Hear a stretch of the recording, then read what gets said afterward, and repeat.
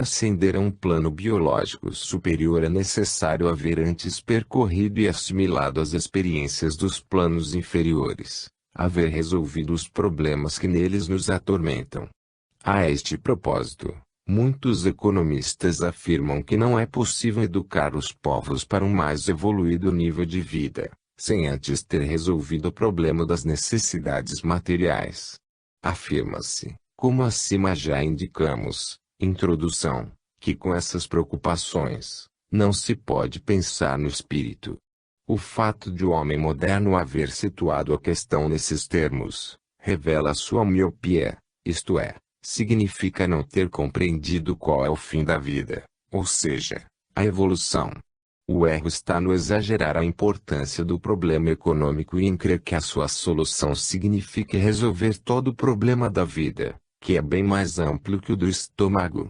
E, então, perguntamos a nós mesmos, que saberá fazer do seu bem-estar um homem que, havendo resolvido o problema econômico e achando-se satisfeito em todas as necessidades materiais, por haver pensado sempre e somente nisto e não saber pensar em outra coisa, não possui nenhuma preparação para um gênero de vida superior. Eis, então, o perigo já lhes notado. Não é lícito ignorar os fins da vida e limitar-se aos do estômago. A vida não pode parar ali e, se aceita essa meta, isto só se dá para subordiná-la a um fim mais alto. O nosso mundo materialista se detém nessa etapa, ignorando o resto, sacrificando tudo por ela. Ai de quem trair os grandes fins evolutivos da vida. Esta quer ascender, não quer por nada criar um gordo evoluído, mas um evoluído, não importa se magro. Em suma, para a vida, o problema do nosso bem-estar é secundário defronte ao da nossa ascensão, enquanto o homem inverteu os termos, tornando principal o secundário e secundário o principal. E então acontecerá que, se o homem não for preventivamente educado a saber fazer bom uso, para atividades mais elevadas, da abundância dos bens, do tempo livre e das energias disponíveis, dadas pela reduzida necessidade de trabalho, então, o mais alto nível de vida se reduzirá somente a multiplicar os seus defeitos, excitando a cobiça de gozar, a avidez de possuir, o ócio fatal. O novo poder do bem-estar, por um tipo não preparado, em vez de ser uma vantagem, pode resultar em prejuízo. Não é pueril crer que se possa satisfazer a insaciabilidade humana somente com uma mais equitativa distribuição de bens. No fundo da alma de quem mais grita hoje contra a injustiça social não está o desejo da equidade, mas o de se substituir aos atuais ricos para lhes imitar os feitos e de maneira mais desastrada. Há pois um outro perigo: o bem-estar material adormece o espírito, amortece a luta, o que faz parar a evolução e nos distancia da salutar fadiga, que é o meio para alcançar os mais elevados fins da vida. Que fizeram, historicamente, todas as classes sociais que se asseguraram o bem-estar, se não apodrecerem até a ruína. Não basta, pois, por si só, para evoluir, a solução do problema econômico, como sustentam as modernas teorias igualitárias. Ninguém lhe nega a importância, mas é necessário compreender que isto por si só alcança uma bem pobre solução, se ela não se faz acompanhar por uma paralela educação e preparação espiritual, para saber viver em condições melhores, fazendo de tudo bom uso. Venha, pois, também a justiça social e a elevação econômica das classes menos abastadas. Mas, tome-se em conta que se elas não forem compensadas por um paralelo progresso moral e intelectual, tudo isto pode levar a uma ruína maior que a miséria atual, quando tantas coisas se podem perdoar, mas que, depois, em condições melhores, seriam imperdoáveis. E hoje, em mesmo esta sabedoria que falta, quando os bens não são meios para fins mais altos, mas somente fins para si mesmos e, com isto, motivo de ódios e destruições. Que real vantagem evolutiva e bem-estar econômico pode levar a esse tipo humano?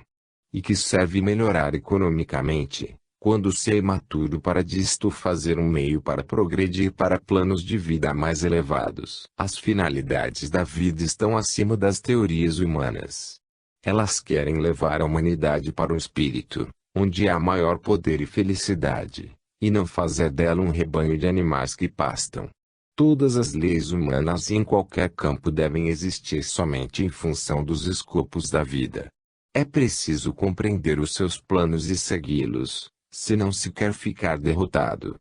Enquanto, na Terra, os homens lutam para monopolizar egoisticamente tudo, a vida é sempre universal. Nenhuma classe ou indivíduo pode vencer isoladamente. A vida é já coletivista, há muito tempo. Se os mais evoluídos podem tirar da fonte, é porque devem irradiar para os outros. A justiça social que hoje tanto se procura, já existe na vida.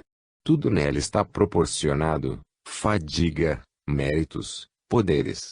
Quem não é digno, usurpa ou abusa, recai nos planos inferiores onde mais se serve, e é excluído dos planos superiores onde mais se comanda. O vencedor deve pagar a sua vitória em favor do vencido, que deve ser pago pela sua derrota. Depois de ter cumprido a justiça, naquele plano, de fazer triunfar o mais forte, a vida cumpre a justiça de ajudar o mais fraco. Tudo é harmonia no conjunto, tudo é equilibrado com justiça. As derrotas são compensadas, como as vitórias são utilizadas, a força é apertada e a fraqueza incitada, e cada um é exposto conforme a posição dada pela sua natureza, pois que esta que estabelece e atrai os assaltos. A natureza, nunca madrasta, compensará o servo à custa do dono e o débil à custa do forte. Este, mais dotado, querendo dominar, prestará ao outro o serviço de guiá-lo, e o fraco servirá ao Senhor, e este será o educador do servo. As barreiras sociais são artifícios humanos passageiros, já que a vida tende à unidade e, além dos antagonismos, tende à simbiose. Na realidade, o Senhor não comanda e o servo não depende senão formalmente, mas eles convivem, influenciando-se reciprocamente, adaptando-se um ao outro. Vencedor e vencido nada mais fazem senão executar funções complementares das quais cada uma tem a sua compensação. O dominador, com o bem-estar, se desfaz, e o servo, na sua dura posição, torna-se astuto e aprende a traí-lo. Assim, alguns povos são mais inteligentes porque se tornaram astutos em milênios de servidão. Dessa maneira, em qualquer posição em que estejamos, a vida nos faz mestres e alunos um do outro. No fundo de todas as dissensões e competições sociais, a vida já estabeleceu as suas harmonias, as faz funcionar e as põe em atividade. Cada elemento tira do outro e cada um acaba por dar o que tem. Quem crê comandar serve aos servos, e quem crê servir se faz servir pelos senhores. O mais forte não pode deixar de irradiar e de se expandir nos outros. O mais fraco, porque é mais pobre, absorve.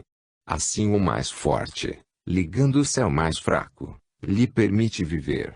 Tudo se reduz a uma universal convivência na qual cada um, conforme sua natureza, atende a fins diversos, com objetivos complementares, formando a única grande orquestração da vida.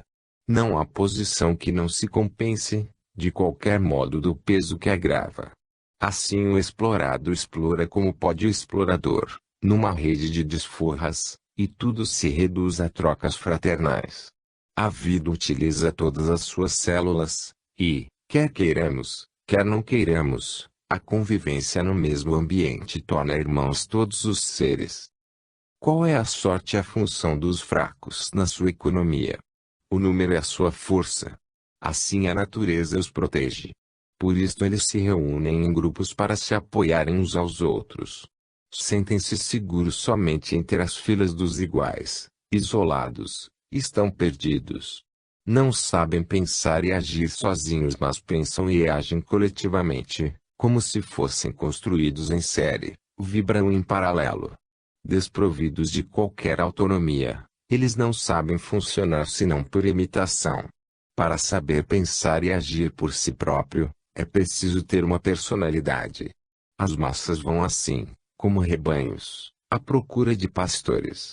E a sociedade já tem os seus homens guias e normas guias, instituição e chefes, leis e costumes, civis, religiosos, em todo o campo. O forte não vive na grei, ele emerge e se isola. A massa dos fracos é necessária para fornecer ao forte o material com que trabalhar, mas um trabalho que serve para se cumprirem, para todos, os fins da vida. Tudo se reduz a uma distribuição de funções.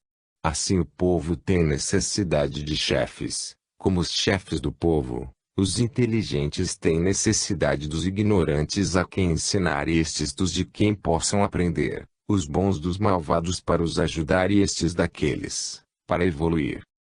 Esses seres se combatem e entretanto não podem viver sozinhos, lutam para se conhecerem, chocam-se para se combinarem, para encontrar uma fórmula de sua simbiose e se não é possível encontrá-la, a adaptação sabe, em geral alcançá-la. Então o mais forte destrói o mais fraco e o substitui na vida. Se isto parece cruel e desapredado, é a esse sistema que a natureza deve a sua força nos planos inferiores. Assim cada ser tem o seu natural inimigo, segundo sua natureza, e nele o seu contínuo exame de prova. Diz-me com quem lutas e te direi quem és. Os grandes são solitários. Eles não aceitam a luta pelas pequenas coisas terrenas e não é com esta que se ligam aos seus semelhantes, mas somente por missão de bem. Eles não agridem os fracos, mas deles sentem piedade. O fraco tem sempre a vantagem de ser menos odiado, pois não se odeia o inferior, que se pode dominar, ele obedece e não oferece obstáculos. Odeia-se, ao contrário, quem, sendo mais forte, representa uma ameaça e por isto é temido. Cada assalto, na natureza, é, no fundo, uma defesa. Todo ser é levado a agredir quem para ele representa um perigo. Quando a simbiose não é possível, então um dos dois deve perecer, isto é, o menos dotado. Dessa maneira a vida alcança os seus fins seletivos no plano animal humano. Ela elimina os ineptos. Se isto parece ferocidade nos planos mais altos, não é em relação àquele em quem se verifique a sensibilidade dos seres que toca. O que justifica a vida é a função. Se cai esta, aquela é inútil. As células imperfeitas dos grandes organismos são sacrificadas para a vantagem e perfeição das outras. Esta é a condição do triunfo final. Assim é a sabedoria da vida. O que é destrutivo, no fundo é criador, e o que é negativo, assume um valor positivo. E a harmonia do conjunto, no caso particular, o indivíduo inepto não é destruído senão na forma, enquanto o princípio espiritual reencontra a vida em uma forma mais adaptada, ele é eliminado do ambiente que lhe é menos profícuo. A vida segue aqui um seu método geral e lógico para a eliminação dos valores fictícios e das passividades. Permite que na desordem das revoluções, na decomposição dos enquadramentos sociais, aflorem os estratos inferiores. Então a história, momento da biologia social, está em crise. A vida procura, pois, superá-la para dela sair mais forte e imunizada como acontece nas doenças. São esses os momentos em que os micróbios patogênicos, que em patologia orgânica como na social são os involuídos dos planos inferiores, prosperam, só porque encontram um ambiente adaptado, da demolição. Micróbios sociais que não afloram senão nas horas patológicas das revoluções. Depois eles são repelidos para os planos biológicos inferiores, seu ambiente natural. Porque é no próprio plano de vida que cada ser acaba sempre recaindo, por peso específico, equilíbrio e sintonia. Assim os filhos da desordem são depois retornados no ciclo de forças do seu mundo, pois que ninguém pode resistir longamente fora do seu elemento. As posições fictícias, não correspondentes aos valores reais, logo caem. Desse modo, os vencedores das revoluções raramente são os que as fizeram e depois se restabelece uma ordem diversa da qual eles são expulsos. Se, em princípio, as revoluções são destrutivas, e então a vida mobiliza-a incumbida dessa destruição, exaurida, porém, essa sua função, a vida se desembaraça desses elementos agora inúteis, para chamar à ação os mais evoluídos. Dá-se, assim, como que processo de decantação ou depósito, pelo qual as unidades mais grosseiras e de maior peso específico, gravitando para baixo, aí retornam para se encarregarem de funções inferiores. Semelhantemente, a guerra é o grande catalisador, isto é, representação decisiva, na química dos povos. Tudo isto a vida faz para voltar aos valores efetivos e para se garantir com eficiente função de cada um. Exame periódico de tudo, indivíduos, castas, povos, leis, instituições, para reformar, desfolhar, liquidar, deixando somente o útil e o bom. Com esses meios a vida trabalha para se livrar das escórias das incrustações, das superestruturas que lhe impedem o caminho. Poda-se a árvore social, obra essa em que todos colaboram a seu turno. O pensador lança a ideia, o homem de ação a apanha e a aplica, as massas a fixam. Eles sentem, não analítica e racionalmente, mas intuem por instinto, em cujo fundo é a vida que fala, são guiadas pela psique de seu núcleo vital. Os fracos, reunidos em grupo, sentem qual é a verdade que pode executar a função biológica de ajudar e salvar e a ela se apegam. Tal é, por exemplo, a materna e protetora função biológica das religiões a qual mais do que todos, se agarram os fracos à procura de ajuda, os deserdados, os vencidos para superar a dor, esperando e crendo. Eis o rebanho reunido e sectário. Poucos são os fortes capazes de dar, em vez de pedir. Os demais procuram apoio, uma defesa da vida, e os meios que os auxiliam cumprem uma função biológica. O que observamos numa rápida visão não é senão um dos aspectos da infinita sabedoria da vida. Dilatar os princípios, acima expostos, em ulteriores consequências, nos levaria agora muito longe do caminho até aqui trilhado das ascensões humanas. 8. A metamorfose. Depois de examinada a seleção no plano animal humano, observemo-la nos planos mais altos. Defrontamos agora o problema que mais de perto interessa ao nascente tipo biológico do futuro, isto é, o problema daquela profunda transformação que leva o ser humano do seu atual nível biológico para um evolutivamente superior. Procuremos observar o fenômeno da metamorfose do involuído em evoluído, explorando os desusados caminhos da futura biologia supernormal. Daremos assim um novo passo para adiante, sempre mais progredindo no caminho da ascensão do ser. Poderemos, então, paralelamente, ascender para verdades sempre mais vastas e profundas. Aqui a particular experiência de um caso vivido, já exposta, torna-se visão das leis gerais do fenômeno. Completaremos, por visão, as normas que regulam o desenvolvimento do ser nessa nova fase da sua evolução, distanciando-nos sempre mais do plano humano atual. Mundo supernormal, que não se pode explorar experimentalmente com um método objetivo, mas somente por visão interior, com o método da intuição. É necessário apegar-se a esta, já que o campo é inacessível à investigação racional. O mundo do espírito não se pode explorar com instrumentos materiais, mas somente com meios espirituais. Para o ser não sensibilizado, incapaz de conceber os conceitos que seguem, bem como de obter sua visão por intuição, não podemos senão expor-lhe o resultado racional sem outra possibilidade de controle. Como prova se pode oferecer a concordância de todos os fenômenos observados nestes volumes e que convergem para as conclusões neles expostas. Quando tudo quadra e logicamente tudo se explica, a razão pode ficar satisfeita.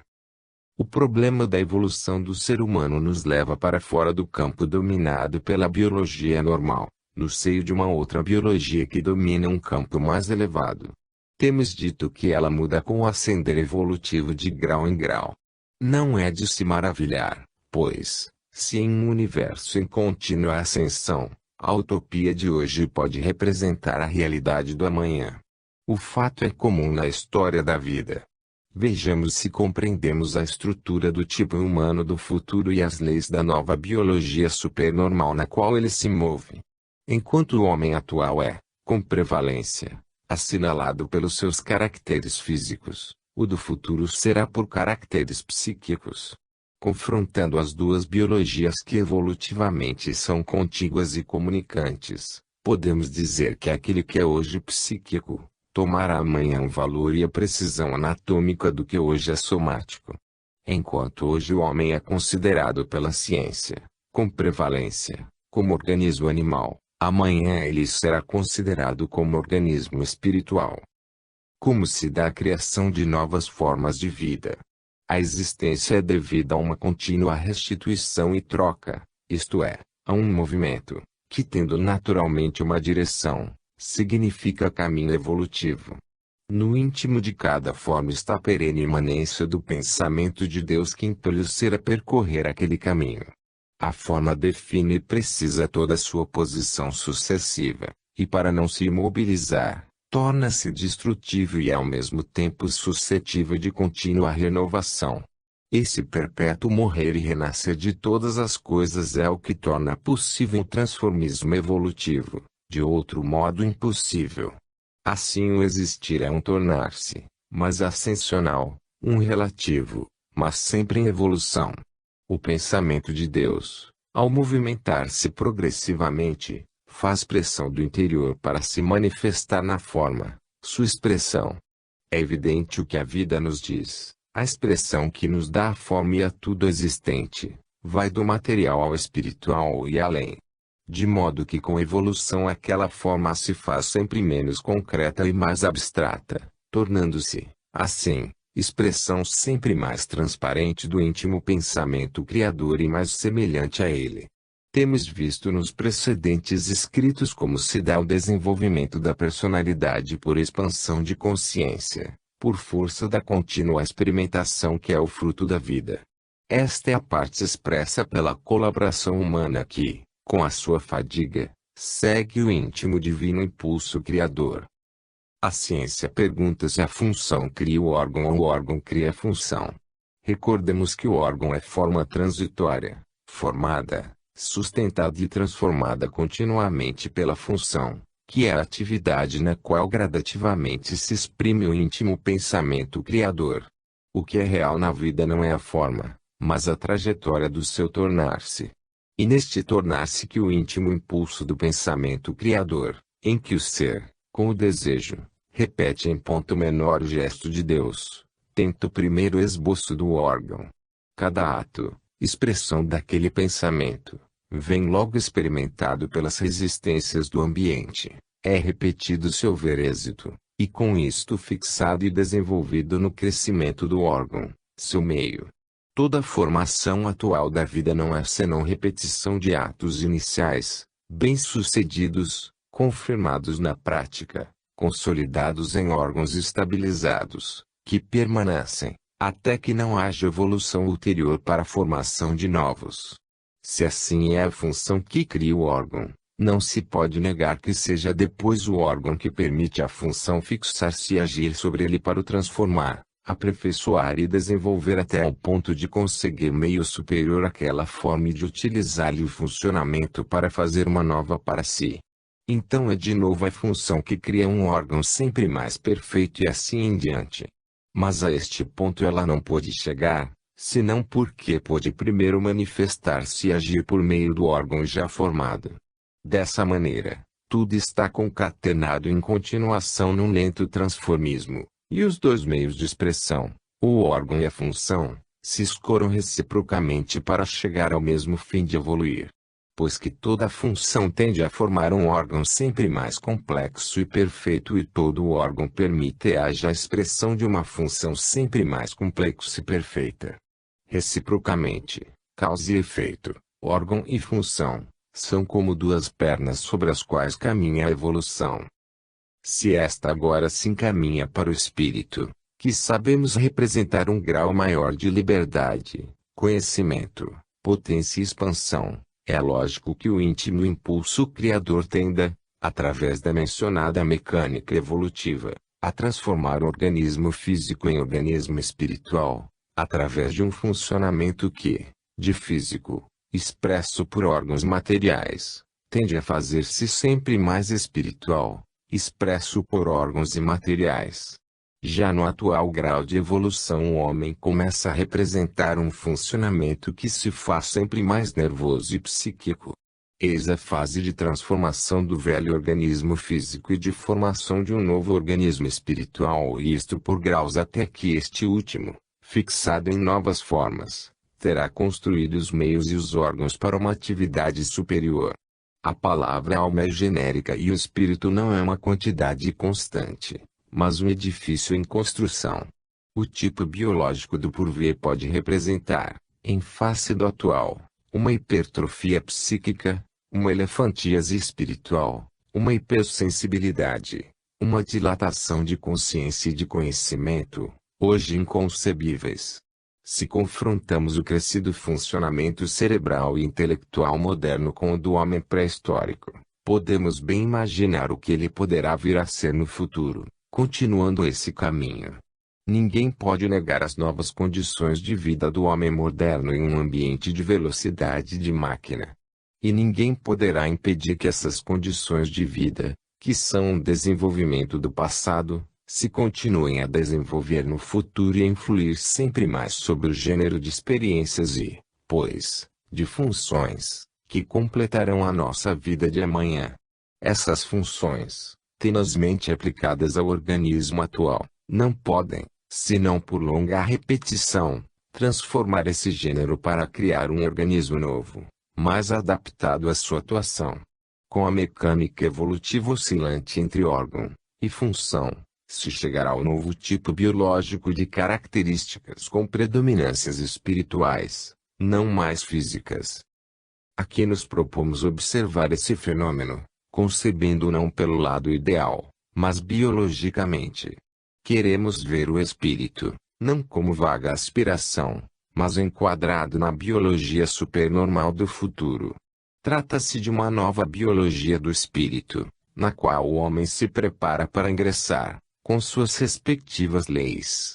Já dissemos a Lures que a humanidade atual, em face desse novo plano evolutivo, se encontra psiquicamente na sua fase paleontológica de incertas formações e precipitados esboços. É a fase dos ensaios e das tentativas. Construções espiritualmente monstruosas, que aguardam, para fixar-se, a verificação na experiência. Elas representam o primeiro funcionamento desordenado que está plasmando seu órgão, a consciência, hoje rudimentar. O fenômeno é solicitado pelo íntimo impulso criador, amadurecido por todas as construções precedentemente completadas, potenciado por todas as conquistas já feitas. As experiências sociais, artísticas, bélicas, intelectuais etc., de hoje, representam, também, exercício de novas funções psíquicas tendentes a formar órgãos espirituais novos, derivando-os daqueles rudimentares hoje existentes. Trata-se de uma verdadeira grande volta da evolução, que quer levar a humanidade para um mais elevado plano de vida, que, assim, desloca o seu centro de gravidade. Nenhum período histórico foi mais intenso e ativo na transformação, e assim se explica a destruição dominante e universal dinamismo do nosso tempo. A maioria tem somente o sentido da ruína, mas, no fundo dela, por lei da vida, está sempre a ressurreição. Se a civilização europeia está morrendo, como tudo que morre, ela deixa uma semente, e cada filiação repete a vida precedente em um grau mais elevado. A cada novo rebento soa um imperceptível deslocamento para um ciclo maior. E como o fruto se destaca da árvore quando é maduro, e o filho da mãe, apenas crescido, como o novo se destaca do velho que abandona, Apenas a função esteja amadurecida e fixada, assim a nova civilização do espírito se destacará da velha materialista, que cairá abandonada como inútil. Toda a vida é um ciclo que se renova e se dilata no seguinte: como a vida percorreu e superou o ciclo mineral, vegetal, depois animal e, enfim, humano, agora pela lei que a lançou por esse caminho, ela deve percorrer o ciclo sucessivo, o super-humano do espírito.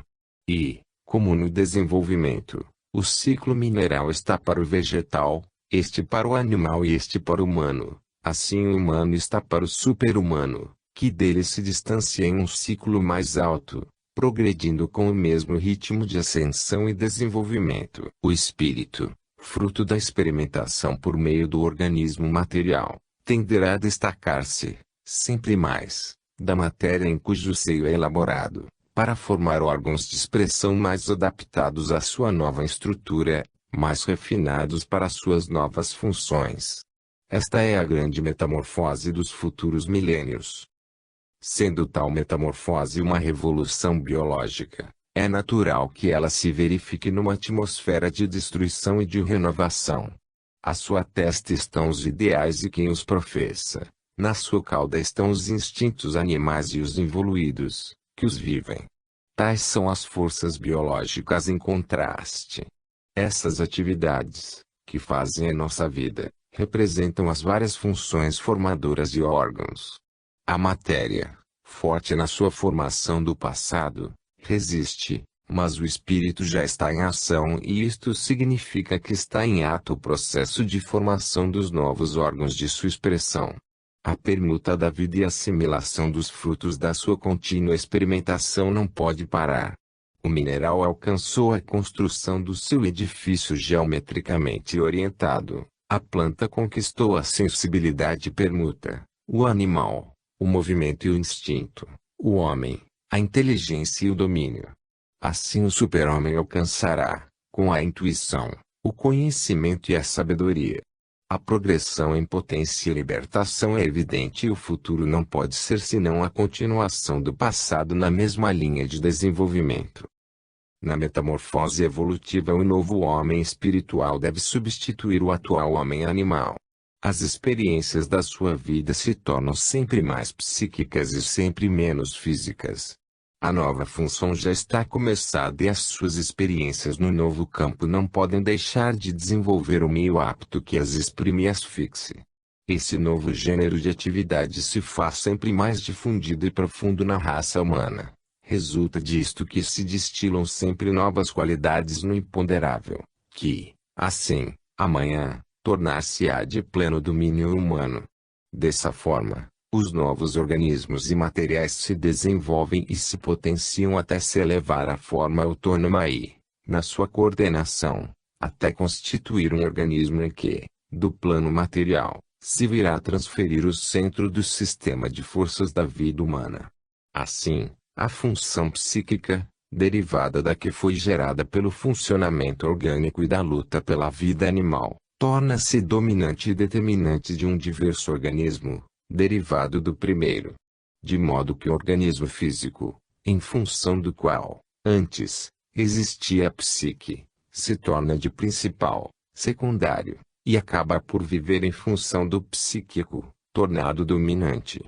Enquanto agora o espírito é, para a maioria, uma antecipação rudimentar de evolução, e enquanto o corpo é toda a sua vida, amanhã toda a vida estará no espírito e o corpo não representará senão um apêndice abandonado na cauda pela evolução, resíduo do passado em processo de lenta atrofia. Um dia, como hoje se dá com alguns órgãos, todo o atual organismo será uma sobrevivência atávica, um resíduo de formas vividas e superadas, que o ser se prepara para abandonar definitivamente nos mais baixos degraus de evolução. Então o homem viverá em plena biologia supernormal. A esta conclusão nos leva toda a lógica do sistema. No estado atual, o homem está em fase de transição entre as duas biologias, animal e espiritual.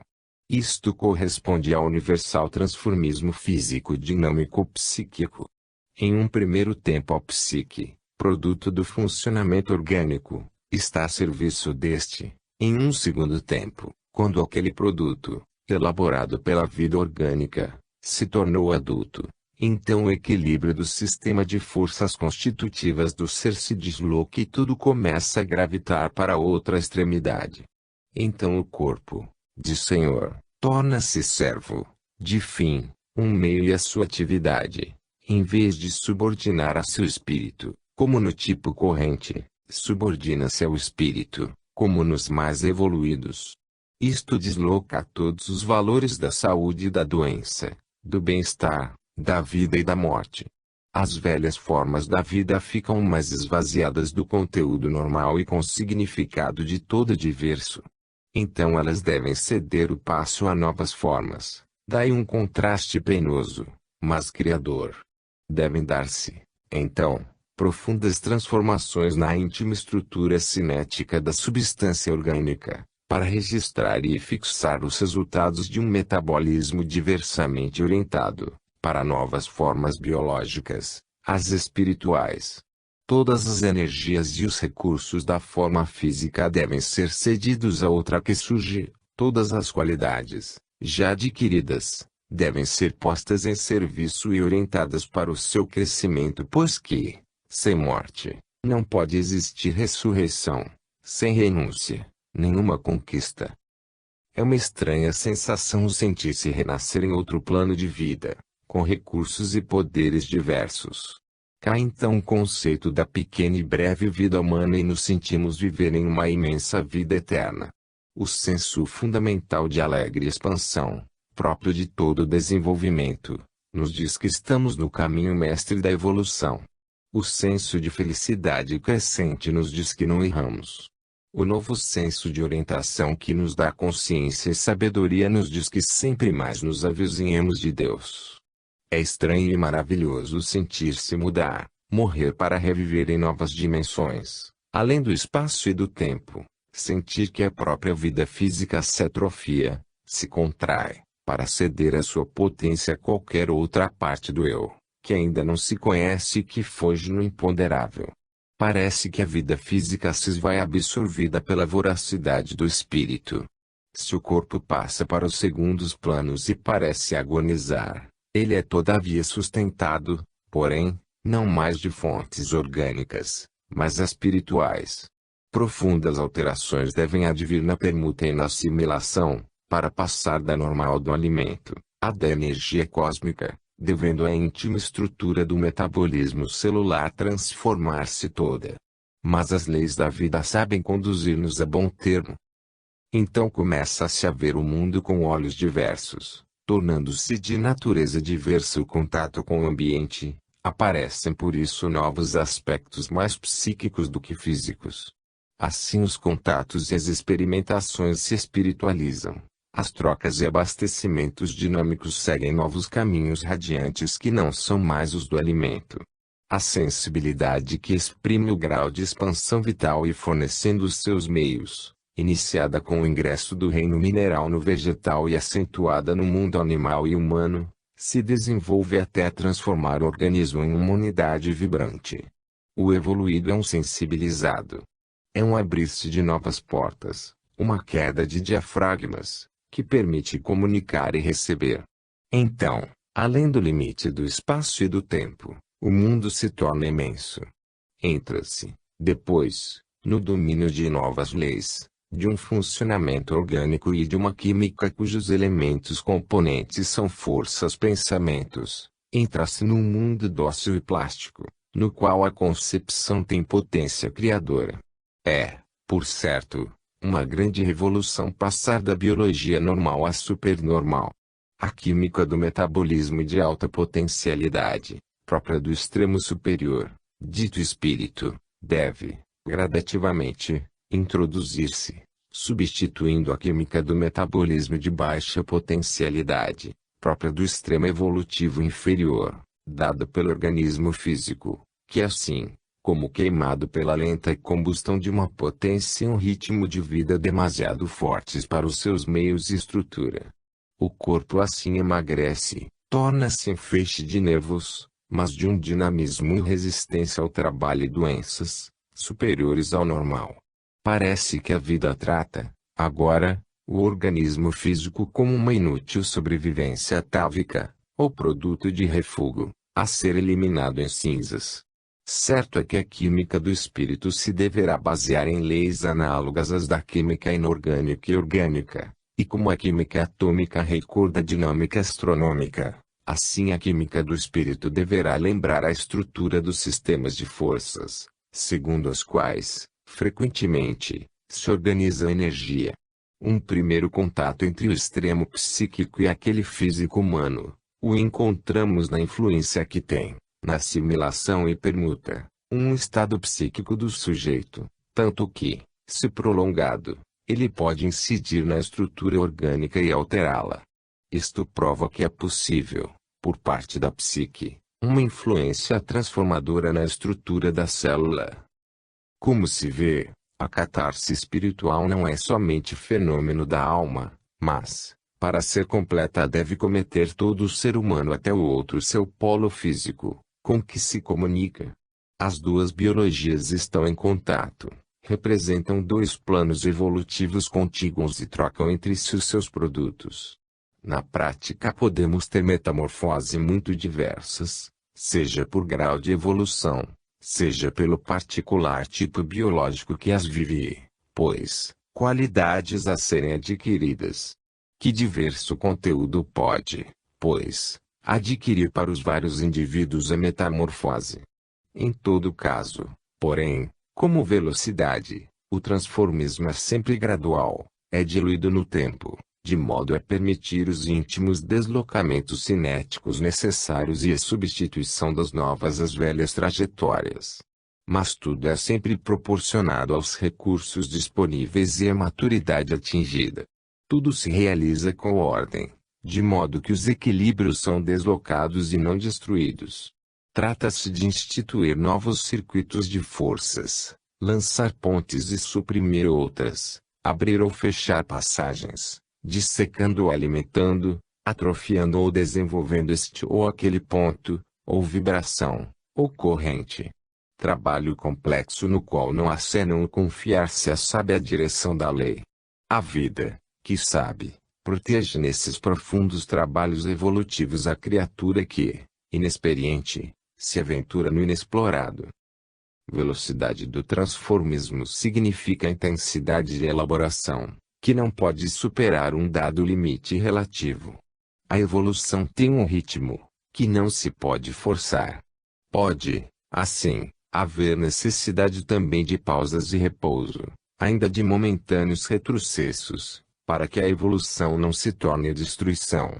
Problema vasto e complexo da ascensão espiritual, porque diz respeito a uma biologia na qual o imponderável psicológico e moral se torna a força dominante. Certas concepções absolutistas de um ascetismo não iluminado podem, em vez de ajudar, causar dano ao processo evolutivo. Este representa uma maturação de todo o ser, por isto também do corpo, que não deve ser inutilmente perseguido e esmagado como um inimigo, mas tratado como um aliado colaborador na árdua obra construtiva. Os dois polos são comunicantes e cada impulso desconsiderado pode gerar reações prejudiciais. Nenhum dos dois extremos pode trabalhar sozinho, mas sempre em função do outro. Trata-se de uma sábia distribuição de trabalho. É necessário haver proporção e equilíbrio a cada passo, porque o desequilíbrio, que o transformismo implica, deve ser enquadrado no equilíbrio geral do sistema. É necessário saber dosar o esforço evolutivo em relação aos recursos dos quais a vida, no caso particular, dispõe. Que a ascensão seja uma metódica e consciente conquista e não uma louca aventura. Evoluir significa revolucionar os equilíbrios da vida, o que, se mal feito, pode resultar, em vez de progresso, em retrocesso. Para se fixar na alma é necessário haver mais perseverança e disciplina do que ímpetos precipitados e desordenados. É preciso ter em conta que a evolução espiritual não é somente um fato moral, mas que ele penetra todo o organismo, também o físico, com o qual precisa fazer as contas, e que o fenômeno se desenvolve entre duas biologias. É muito difícil formar um conceito exato e são de virtude, especialmente no caso particular das aplicações práticas. De toda maneira ela deve ser, sempre, um auxílio e não uma ofensa à vida, uma atividade positiva e construtiva e não de prevalência negativa e destrutiva. Lembremos que Deus é sempre construtivo, e que o trabalho de destruição foi deixado a Satanás, que o executa. Tudo que é destruidor não pode, pois, vir de Deus e exprime o princípio satânico do mal. Não façamos da virtude, na luta pela vida, um meio para oprimir e vencer o próximo. Por outro lado, ministrar ideais muito elevados e absolutos, significaria oferecer um alimento não assimilável. É desta desproporção entre ideal e homem, que nascem as degradações dos princípios por adaptação, como observamos tão frequentemente. Então, em vez de elevar o homem ao nível do espírito, se abaixa o espírito ao nível do homem. Em vez de efetiva colaboração entre os dois, nasce luta e atrito, destruição e deformação. É da forçosa imposição da virtude que nasceram em tantos imaturos os arranjos e as mentiras. A evolução é mudança profunda, que requer infinitas experiências, mesmo do mal, do erro e da dor, operadas no espírito como no corpo. Para que a vida, que deve viver, não se rebele com razão, antes de a destruir embaixo, é preciso desenvolvê-la no alto. Antes de seu sufocamento no corpo, a ascensão espiritual deve ser expansão no espírito. Somente então a vida se lançará deste lado e o resto, tornado inútil, cairá por si. Ai de nós, se dermos à prática da virtude um conteúdo negativo antes positivo. A vida não se pode destruir, o que seria contra a lei de Deus, além de ser um suicídio. Então, se quisermos tirar antes que dar, ela reagirá, reforçando-se embaixo para não morrer, e obteremos por reação o efeito contrário, isto é, a involução. É preciso sempre ter em conta o que tipo biológico um ideal é aplicado. Assim é que se explica como, na prática todo ideal representa uma afirmação teórica que pede 100, sabendo que recolherá, apenas, 1.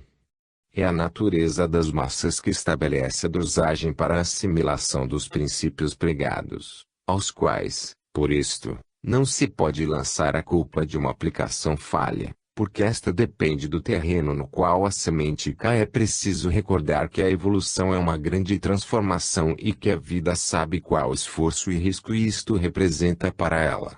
Ela caminha lenta e prudentemente, quase explorando o ignoto futuro com desconfiança das energias acumuladas. Não arrisca o necessário à vida, mas somente o supérfluo. Expõe, aos perigos do novo, somente alguns pioneiros da evolução, deixando o grosso atrás, mas em segurança, para provar ou seguir os pioneiros somente quando eles tiverem experimentado sozinhos, com risco e dor própria, a forma futura. Então esta pode ser seguida pelos outros, porque somente a ela dá a segurança. E então os pioneiros ficam glorificados, porque utilizáveis para a vida. Podemos, pois, encontrar-nos com diversíssima velocidade de transformismo evolutivo, da rapidíssima do super-homem já lançado, que percorre, a grandes passos, o seu caminho, as mais limitadas e lentas dos normais, funcionando em série, como massas. A vida não pode ingressar nos planos superiores da evolução se antes não percorreu os precedentes e não estiver consolidada neles. E a vida, e com ela o pensamento de Deus, que aperfeiçoa a sua manifestação, dando evolução à forma pela qual se manifesta. Mas também as massas conhecem as crises evolutivas, as quedas e as reconstruções. A história também para elas tem voltas e metamorfoses. Eis como tudo isto acontece. A fecundidade da vida é tal que produz exuberância, além das necessidades para sua continuação. Logo que, nos períodos de paz, a trégua na luta viril, destruidora e construtora, o elemento negativo ou feminino, produtor, protetor e conservador da vida, trabalha e produz no seu campo que é da acumulação de material. Então se verifica de repente uma superprodução que, não somente repara todas as perdas passadas, mas acumula material biológico em abundância. Logo que se haja formado uma suficiente reserva, elaborada até um dado grau de evolução, então, a vida, como lá fez no mundo mineral para chegar ao vegetal, neste para chegar ao animal e neste para alcançar o plano humano, pode, em sua economia, arriscar o sacrifício desse material excedente ao necessário, para fins, não mais de conservação, mas de evolução. Então a vida queima esse seu combustível e o consome em revoluções, usa-o para alimentar um esforço excepcional de ascensão, destruindo, a um tempo, com as revoluções, as suas construções biológicas menos eleitas e deixando sobreviver, das cinzas do incêndio, os mais selecionados tipos biológicos, aptos para mais altas formas de vida. Completado o ciclo da paz e construção dos seus produtos, entra em campo o princípio positivo, másculo, destruidor e criador, cuja função é a de utilizar o combustível acumulado, queimando-o para renovar e evoluir as formas da vida.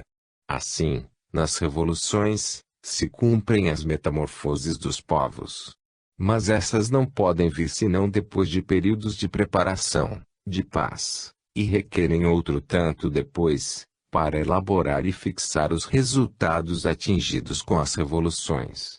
No entanto, se acumula novo material de reserva ou combustível para as queimas, para novos deslocamentos evolutivos, e assim por diante. De Sartre, de metamorfoses em metamorfoses, também os povos progridem. Esse processo faz parte do sistema criador em que Deus perpetuamente está presente e opera, manifestando-se na forma. Assim a produção exuberante como quantidade, mas de qualidades inferiores, destila-se no seu equivalente, menor como quantidade, mas de qualidade superior, em um plano biológico mais elevado. Dessa maneira, aumenta a potencialidade da expressão, porque o valor passa de um grande número de exemplares de escasso valor, a um mais exíguo, mas de maior potência e mais elevado grau evolutivo. Esse é o ritmo de ascensão dos povos e civilizações. Primeiro paz, trabalho, desenvolvimento demográfico, construção material e espiritual, isto é, expansão em sentido horizontal sobre a superfície do próprio plano evolutivo. Depois aquela formação horizontal é utilizada para o único fim possível, isto é, para uma formação vertical.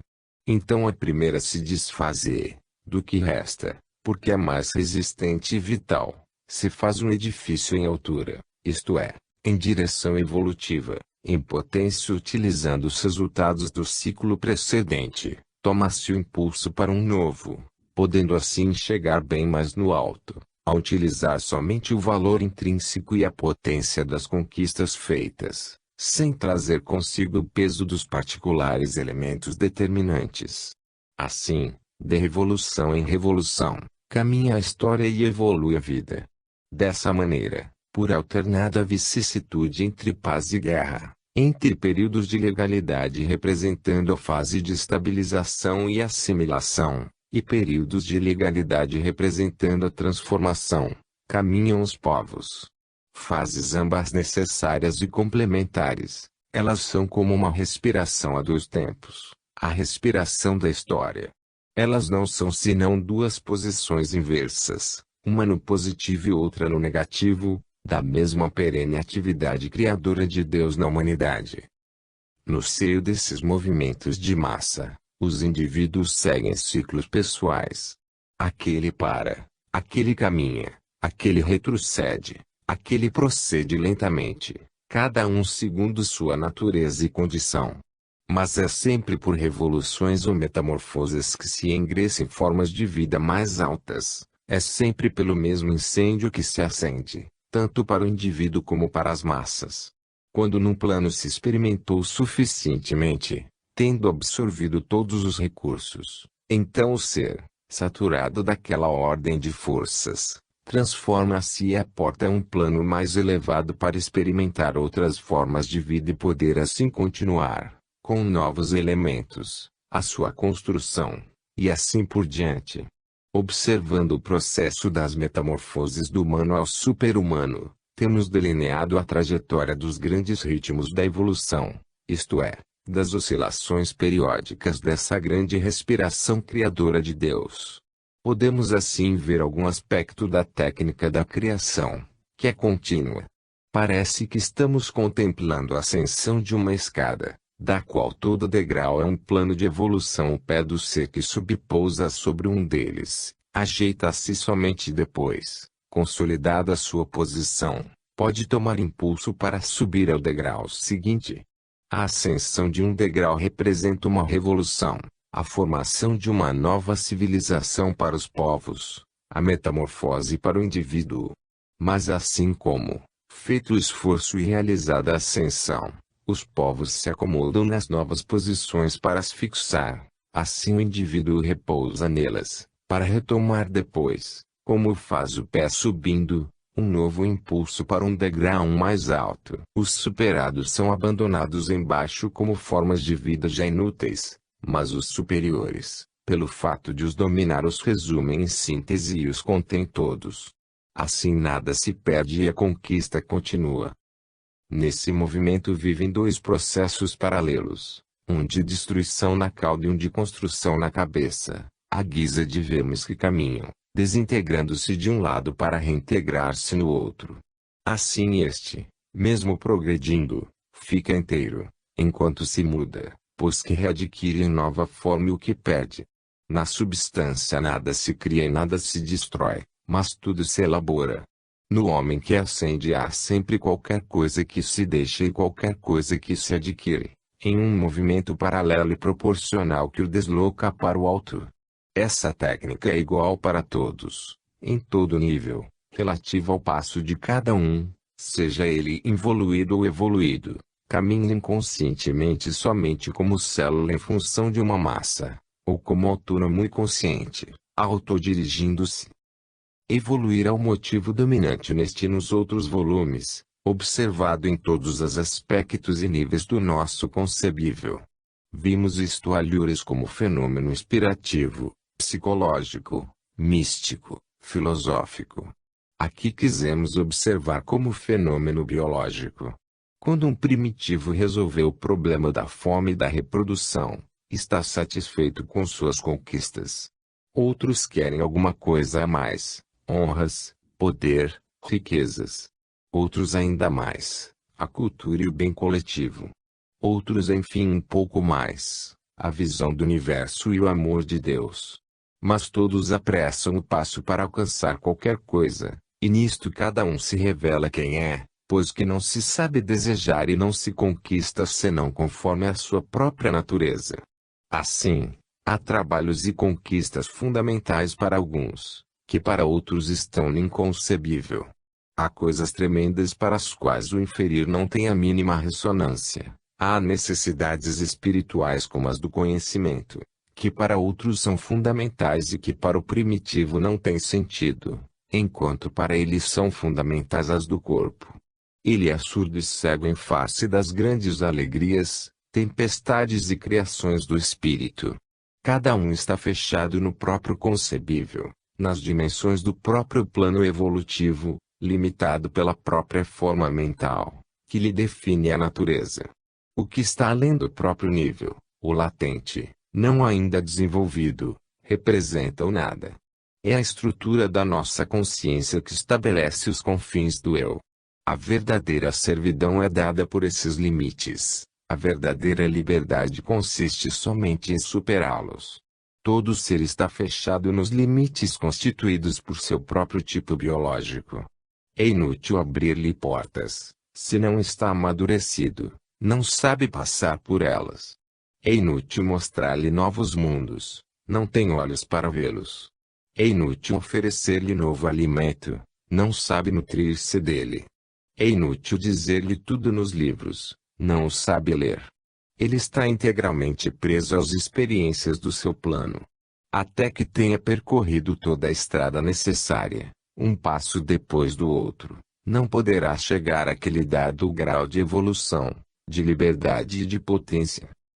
Na atual fase evolutiva humana, hora histórica de grandes transformações, os dois tipos biológicos pertencentes às duas biologias, normal e supernormal, estão se defrontando. O segundo, se bem que raro, já existe para se multiplicar e se afirmar.